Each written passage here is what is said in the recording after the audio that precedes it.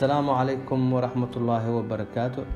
كسو دوادا قاندينا oo ka caawin doonta sida ugu fudud ama ugu sahlan aad ku qaadan kartid shortcut-ka ama laysanka baabuurka ee dalka Sweden iyo Europa guud ahaanba. waxaana ni baraya macallimiin oo xirfad weyn u leh barashada baabuur wadada ee wadankan Sweden iyo Europa guud ahaanba.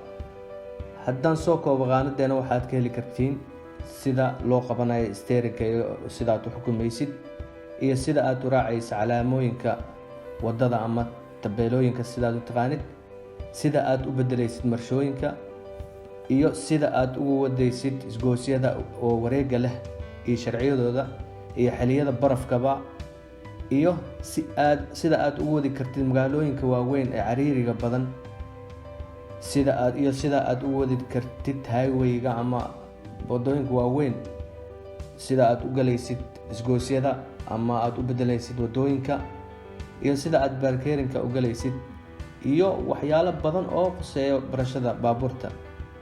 xaggiina waxaan naga codsanaynaa inaad noo saartiin subscribe, aad share garaysiin, hana ilaawin gambaleelka si aad u heshid casharooyin cusub. waana ku mahadsantiin.